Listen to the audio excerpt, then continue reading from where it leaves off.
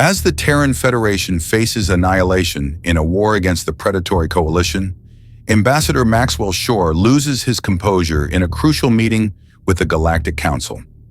After countless ignored pleas, he decides to reveal chilling truths that the Council has deliberately overlooked. Before continuing the story, tell me which city you're watching from. I want to know how far this video has come. Don't forget to like and subscribe to the channel so I can send you exciting stories like this every day. We will now end the meeting regarding a possible intervention in the war between the Terran Federation and the Predatory Coalition formed by the Zypherian Great Clans, the Varelian Stellar Pack, and the Astrarian Collective. The motion is denied. We will allow the Terran Ambassador Maxwell Shore to hold a closing speech on this matter as he requests it. As the High Speaker of the Galactic Council left the stage, all optical sensor organs focused on Ambassador Shore, who slowly walked towards the front of the chamber. Even those unfamiliar with humans could see that he seemed tired, defeated, a sight that delighted the ambassadors belonging to the Predatory Coalition. It was obvious that he had hoped the Council would decide in humanity's favor that they would come and intervene. When he reached the speaker's podium, he visibly pulled himself together, straightened his back, and spoke calmly but determinedly. Dear members of the Intergalactic Council, I have witnessed your decision, and I must say that I am truly disappointed. I saw proud warrior races cower away from a challenge to the authority they should protect. I saw pious races turn from the tenets their gods have decreed under threat. I saw the herd close their eyes as one of their own, one of the young, is attacked. He stopped, took a deep breath, and looked defiantly around the council chamber, leaning over the podium as he continued. But that is the point, isn't it? None of you consider us part of the herd, part of the pack, barely a tolerated part of the group. We were the outsiders, the ones that didn't quite fit in correctly, the ones without a group. We have allies, yes, the Raveri, the Verdorians, the Skythar, the Silthorians, and the Talnari, and we still trust them implicitly. He looked around at the chambers of the mentioned races, and his warm smile was returned from each one. But we belong to none of the factions that the Council is so proud of. He stopped, adjusted his clothes, and returned to an official upright posture, regaining a certain civility that was slightly at odds with the previous emotional outburst.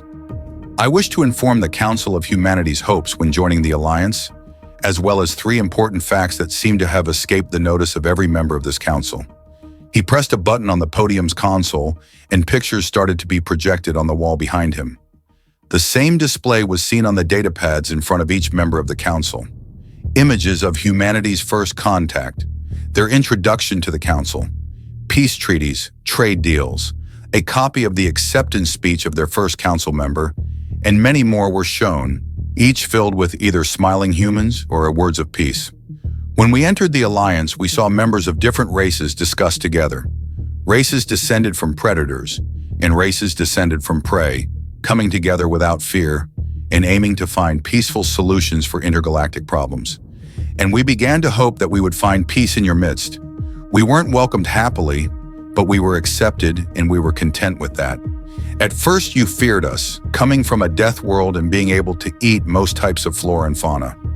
After some time, you saw us as peaceful and kind, albeit cunning beings.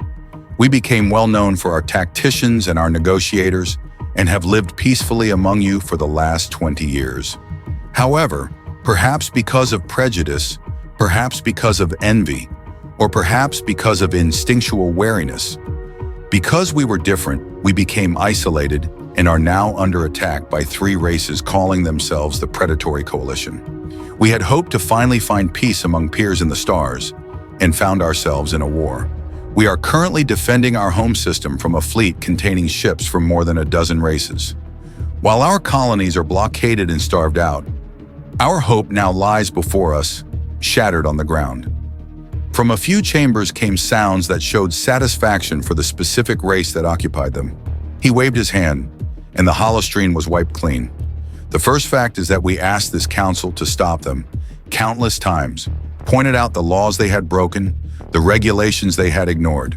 We offered treaties and deals, asked our trade partners, asked our allies and friends. We were denied at each step. Each sentence was punctuated with a new document being added to the display. The Council saw no reason to act. Our allies were pressured in their own conflicts as their own enemies suddenly gained new allies. And our trade partners started recalling their ships from our territory, fearing for the safety of their people. Even when the coalition shot down cross-star relief vessels bringing supplies for civilians, which this council had granted galactic immunity, there was no reaction. As he continued, more and more petitions, treaties, and evidential pictures filled the holoscreen until they started to overlap. When he finished, the wall was buried under documents signed by the Terran Federation. He paused, and as he said the next sentence, he looked as if a heavy burden had fallen from him. Therefore, the Terran Federation finds that the blame lies solely on the Galactic Council. Ambassador Shore lowered his voice as his eyes looked past the onlookers. His voice dropped to a deep growl when he continued. For the current situation and for what will happen next upon hearing his voice, many of the council members shuddered. The second fact has to do with the council's factions and our categorization. Carnivores looked at our bodies, saw how we were missing claws for killing and thick fur or shells to protect us, and called us prey. Piscivores looked at our missing evolutionary traits to hunt oceanic animals and shunned us. Herbivores looked at our eyes and our fangs and were sure that we weren't one of them. We weren't calciferous, as we wouldn't consume most rocks, and we surely weren't autotrophs. The Council, therefore, created a new faction term and deemed us carrion feeders, corpse seekers we were called. We didn't mind as we didn't know how highly the Council valued their factions. Had we known, we might have spoken up when being mocked, he said dismissively. His tone shifted as he raised his voice with a slightly ominous undertone. But now we wish to remind the Council of our answer regarding our diet when we were asked during the admission procedures. We are omnivores. We can eat just about anything. We didn't lie. He showed a short smile. Many of the predatory races noticed how they instinctively took a step back, while most of the races descended from prey realized that they hadn't moved a muscle for the last few seconds. The human ambassador raised his hand to point toward the holoscreen, which now showed pictures of hundreds of races, each with either an animal or a plant next to them. Here is a list of all the Council's races and the closest equivalent species on our planet, be it plant or animal. You will see that, except for the Hellerans and the Dralnath, which are mineral-based life forms, we have a comparison for every species. He grinned wolfishly, in the room full of eyes hanging on his words. Notice the fangs in his smile, and each of them was consumed by humans in the past. Another hand wave, and a picture of a food item appeared next to each picture of Earth life forms. An unrest started to ripple through the chamber. A few of the ambassadors fainted and had to be caught by their aides. The Predatory Coalition looked worried at the crow, the wolf, and the bear on the list, and noticed the human looking at them, his eyes suddenly very much those of a predator. The High Speaker tried to calm them half-heartedly, visibly uneasy upon finding her species at the top of the list, next to a pangolin and another picture of a soup with scales floating in it. She visibly fought her instinct to curl up. The human ambassador loudly cleared his throat, the deep rumble capturing the attention of all conscious individuals in the room. The third fact is that the Predatory Coalition has kept interstellar communication intact, probably so we can use it to broadcast our surrender directly to our colonies.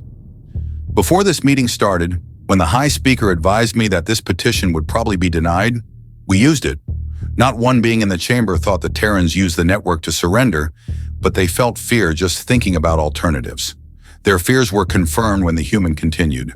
We used it to broadcast the following 4 sentences. Dear citizens of the Terran Federation, we apologize, as we currently cannot come to your aid. The Varelian and Octoros fleets keep our ships from this sector, and the Zypherians have shot down the cross-star vessels that were en route to deliver food supplies to you. We grieve for the losses you must have endured and the hunger you will continue to endure until we can come to aid you, until we arrive to free you from the suppression of the Zypherians. We have only one solace that we can offer you. They are edible. Terror flooded the faces of all species. The thought of thousands of starved humans ripping them apart and devouring the pieces filled them with a dread they had thought lost long ago. The human continued over the stunned silence as the data he now started to report appeared behind him on the hollow screen. Not a single word helped to calm the room. Now, approximately 1 hour later, of the 3 divisions from the Zypherian 3rd Infantry Corps still deployed on planet Sifos, totaling 30,000 soldiers, ordered to enforce the suppression of slightly over 500,000 humans. Currently only 2,451. The ambassador closed his eyes for a moment, took a heavy breath as the numbers on the hollow screen corrected themselves, and then continued determinedly. 2,345 soldiers remain alive, according to their identification tags. Our fleet reported that the coalition fleet routed 25 minutes after being declared excluded from the Geneva Convention and left the Sol system with forces estimated to be at 23% of their initial strength. Fleet Command has confirmed that our guided warp missiles have crippled the home fleets of each coalition member. We have confirmation of impacts in each capital city and seat of government. The human looked up from his datapad, staring at them almost apathetically. Humanity has tried its hardest to tame itself for the last 20,000 years. We had our struggles and our failures, but we continued to hope. We hoped to shed our primal urges, our instincts. We hoped to become truly civilized when we encountered other civilizations, to learn from them and follow their example. But we found animals being proud of their history and celebrating their diets. The being started to talk with more vigor, a fire burning in its eyes, each word being uttered faster and faster. We have tried to stay tame, tried our best to be peaceful, kept being civil, restrained the urges, and endured as much as we could. But you kept pushing, you kept prodding, you kept rattling the bars of our cage, and now the beast looked at them with a hunger that only a minuscule few of them could imagine. Now the cage is open. You fools, so proud of your heritage as animals, will now understand why your ancestors banded together, why they sought out technology, why they built homes, and why they left behind the way of the animal. You have unleashed the primal beast, and now you will remember your place on the food chain. The beast growled with a certainty that left no doubt. Beneath us, the beast closed its eyes, took a few deep breaths, and Terran Ambassador Damian Shaw opened them again. In a calming voice, he said to our allies, "Do not worry. Our history has shown that once we have bonded, you are part of the pack. Any respect, courtesy, and protection we give to our own, you will receive as well." His eyes went hard and his voice was that of a merciless hunter when he continued, "To our enemies, I only say this. We are coming. Feel free to run. We'll catch up when you are exhausted." He clapped his hands, the sound making every being in the room flinch, and said with a calm, almost jovial voice, "That was the closing speech of the Terran Federation. Have a nice day." Ambassador Shaw stepped away from the podium, and many members of the council were reminded of the mild-mannered and kind diplomat they had met multiple times before, until they looked again at the list of species still being shown on the holodeck, and saw the confidence in his stride, a confidence that was only displayed by an apex predator in its own hunting grounds. If you found this story intriguing and want to dive deeper into many more captivating tales like this, be sure to hit that subscribe button on our YouTube channel today. We will bring you more thrilling and mysterious stories where every word in action could change an entire world. Join us on this journey of exploring the universe, blood-soaked battles, and survival in a future full of surprises. Don't miss out.